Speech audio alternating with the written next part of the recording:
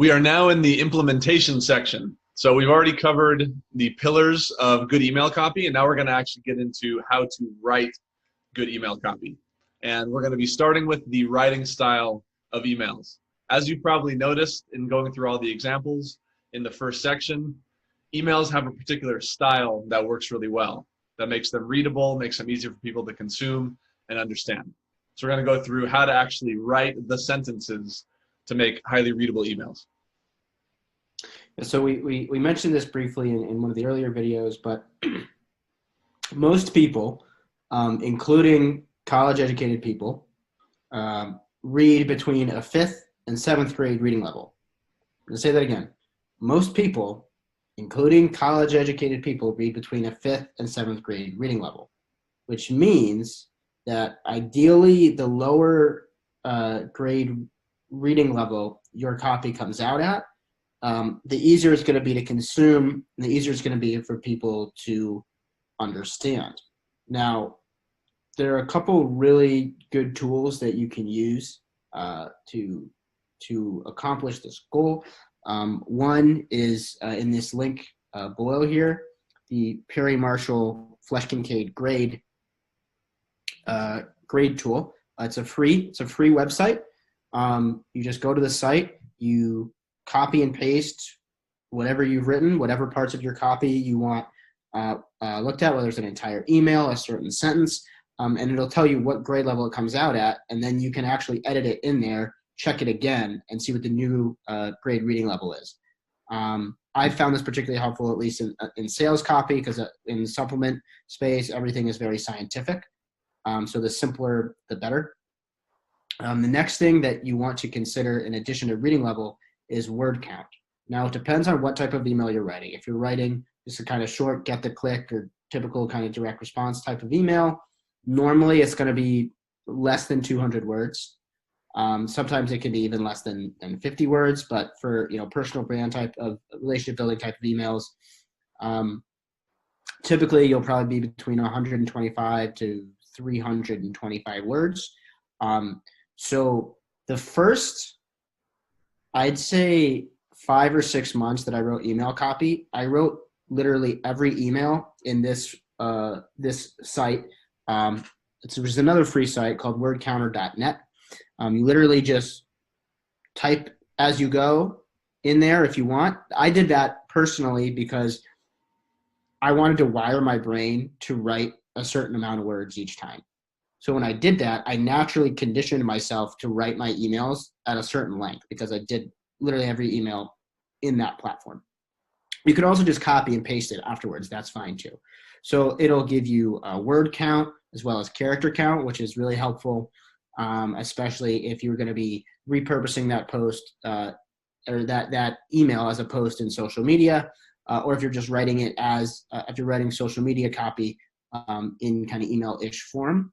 That can be very helpful as well. There's also a grade reading level tool in wordcounter.net. I think the one on the Perry Marshall Flesch Kincaid might be a little bit more precise, but wordcounter.net does have one.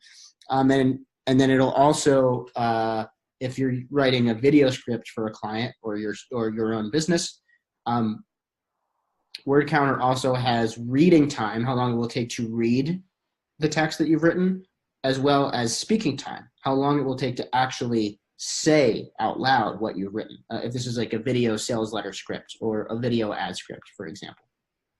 And something that I want to point out, because I know this is the case for both Sam and I, we both have pretty academic backgrounds, and Sam actually has a degree in English.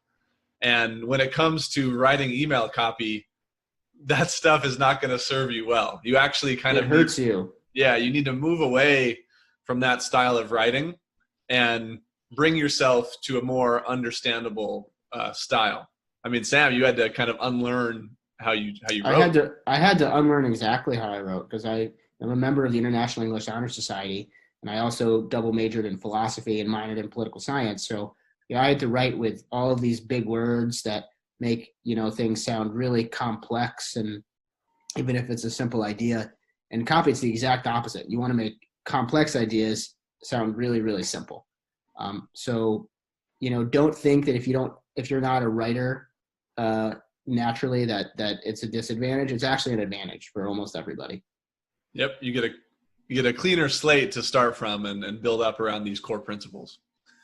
Okay, so with all that in mind, we want to show you an example from someone who's actually a mentor of both of ours, Stefan Georgi, and he and Justin Goff, Justin being our other mentor. These are two of the best copywriters on the planet, and they're also fantastic at writing emails as well. They both have email lists that will give you links to. Highly recommend that you join their lists, and we'll probably be talking more about that later in this program as well. But I'm going to show you one of Stefan's emails. There's so many things that are good about it, but for the purposes of this video, we're going to focus on the sentence construction and the flow. So curious if you noticed that it said my Coke dealer Mike up here this whole time. But yeah, let's hop over here. Okay, so I'm just going to read a little bit of this email so you get the general feel for it, and then we'll just talk about the way it's constructed. So the subject line, my Coke dealer Mike. Got your attention, right? And I bet you're expecting some kind of bait and switch where I go, just kidding, I'm talking about soda. Nope, this email is really about my Coke dealer. And it's also about a huge mistake that the least successful humans make, but the most successful tend to avoid. Let me explain. From the age of 19 to 21, I worked for a record label startup. There were insanely long hours, it was stressful, and it ultimately failed. I'm thankful for that failure because it gave me a ton of valuable lessons. But another thing my time in that music business gave me was a deviated septum. Because during this window of my life, I got really addicted to cocaine. It started off pretty innocent, doing a line with friends at a party, but before long I was doing it every single day, spending almost all of my money on it, and it was having a very negative effect on my health and my life. Not good, as the Donald would say. So I could keep going, but if you just look at it visually, you'll notice that it looks pretty consistent. So what are the things that characterize the way these sentences are constructed? And it all goes into what makes his emails and the copy of all great copywriters so easy to read, which is ultimately what we're going for. Well, notice that he tends to use very short, simple sentences. You'll hear the phrase punchy a lot when it comes to good email copy, because you don't want these long-winded, multi-part sentences that are hard to follow. So most of his sentences don't even make it halfway across the screen. And it's very rare that they even go on to 2 lines. And if they do, it's probably only a 2-part sentence. Something that definitely comes from the academic world, or people who write more complicated things, is you have these sentences with all these comma-separated clauses, and it just gets longer, longer, longer, and people have a hard time keeping track of what you're really talking about. And you got to remember, a lot of people are consuming emails from their phones. So Stefan does an incredible job of keeping his sentences short, punchy, and very easy to read. Also notice that he's not using complicated language. He says things like, it gave me a ton of valuable lessons. I got really addicted to cocaine. He's not using complicated words that people are going to have a hard time following. And this is something that definitely will take some time to get used to, but it's basically, what is the simplest version of the message that I'm trying to convey here? Instead of trying to go into detailed language that's a little bit more complicated, a little bit more long-winded, you just get straight to the point and you don't use unnecessary filler words. Another thing to point out. Go ahead. Oh, so that's probably what you were going to say. So another thing, this is true for both email copy as well as sales copy, is a lot of times your sentences are not going to end with periods. They're going to end with ellipses. And the ellipses can kind of serve as commas, but commas that separate 2 sentences as opposed to 2 parts of one big sentence, like Tyler was just talking about. So you can get a new idea on each line. You get the pause of the comma, and it also helps with the flow, the readability, without it being a hard stop after every single sentence. Right. And notice how he does actually use it sometimes as a break in a single thought. Right? So he writes the first half of the sentence here, uses an ellipses, and then the next line starts with and. And that's a perfectly fine thing to do as well. Another thing I want to point out is sometimes he'll have lines that are extremely short, something like this. Then once a month. Well, check it out. I always liked him.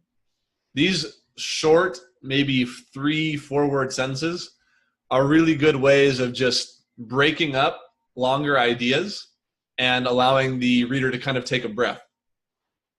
Because even when you're using short, punchy sentences like Stefan does, even with that style, it's still nice to have one that's significantly shorter than the rest. Just kind of break things up even more. Also, I want to point out how he uses bold as a way of highlighting critical things that he wants to emphasize. And it also serves as a way of breaking up the email. So that way, if you're kind of skimming it, the big ideas pop out.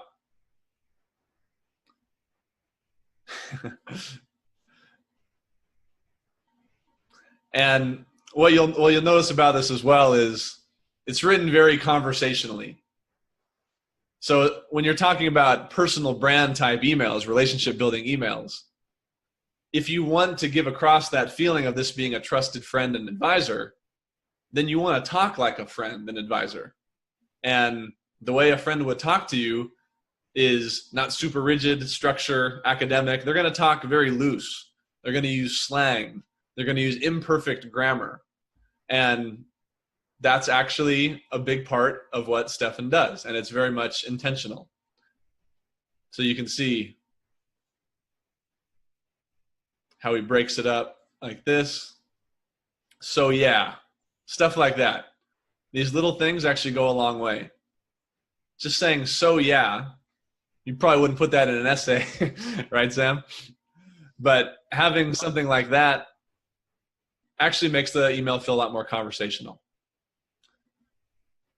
So I can't recommend enough getting on Stefan's list. You'll see a lot of emails like this that are just fantastic. So that covers sentence construction and flow. And ultimately, this is an art and something that's hard to fully put into concrete terms. But this at least gives you a general idea of a lot of the principles behind what makes a highly readable email. So now let's get into embedded CTAs. I'm going to turn it over to you, Sam. Okay, so when we talk about CTAs, we're talking about the call to action, right? This is where you're clicking the link that takes them to whatever the landing page is, the video sales letter, the sales page, whoever it is they're ultimately going to buy from. So what I like to do personally, and I think it actually converts better,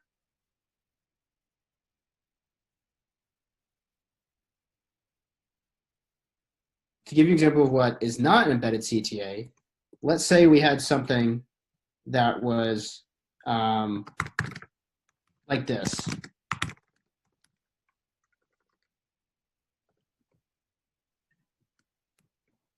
Right, and this, like that's the link, right? That's not an embedded CTA. What is an embedded CTA is something like this, where the actual call to action is part of the sentence. In fact, I want you to spend a weekend with me so you can constantly grow, evolve, and be the man we both know you were meant to be. See how this is just naturally part of the sentence, but it's also a standalone thought that serves as a call to action to click the link. So later in this email, then join me on a weekend that'll change your life forever. But just as its own thought, join me on a weekend that'll change your life forever, that works as a call to action. Take the first step toward creating the life of your dreams. This is a call to action that's its own separate thought, but is naturally and organically part of the sentence. Now, there's also an example here in this email, which we'll go over shortly, and we'll go over different types of emails in the PS. Now, when you write a PS, you don't really, unless it's what's called a super signature, which just means, someone has all of the different ways that someone can find them on social media. Here's my Facebook, here's my Instagram, here's my YouTube. Here's get this course, if they have a flagship course or a free plus shipping book offer, right, that they promote, right? Outside of something like that, typically you don't want your PSs to be more than a couple lines. because otherwise it just kind of gets really clunky. When you do write your PSs, especially if you are promoting an offer that is going to solve a problem, solve a pain point, you a lot of times like to do what I would call a PSPS, which means a problem solution PS. So simply put, you present the problem, you present your offer as the solution, the CTA is part of that solution. So this is an example of a PSPS. This is a real statistic, by the way. This is an example of a problem solution PS that also has an embedded CTA. PS, over 54 million people in the United States alone suffer from joint pain, but you don't have to if you do this. Okay, so we present the problem, then we present the solution with the offer as the solution to the problem, but there's also this CTA that is embedded into the sentence. It's not just PS, over 54 million people in the US alone suffer from joint pain. Buy this now, right? As like a separate thing, right? It's clearly organically part of the sentence, yet also can serve as its own standalone thought as the call to action. So as you get more comfortable writing emails and you start to get the sentence construction and flow down, you'll probably find yourself naturally writing for embedded CTAs because it is kind of a byproduct of having emails that are written in this style. But in the meantime, as you get more and more comfortable with it, just see if you can find natural ways of incorporating a call to action into a sentence that you're already writing. And you might want to, for example, go through, write an email, have a CTA that is standalone, and then figure out, okay, how can I now go back and tweak a sentence that I already had to work this idea in? And then over time, as you get more and more comfortable, you'll just start writing in that style. Your CTAs will just pop out naturally from what you've already written. All right. Well, anything else to add on embedded CTAs or the PS? Nope. I think we covered it. Awesome. Okay, so this is an overview on the writing style. And this is a foundational set of principles for how to write the copy that's going to go into good emails. After this, we're going to get into the actual formulas for writing the emails and constructing your copy that you'll be using as you write in this style. See you in the next one.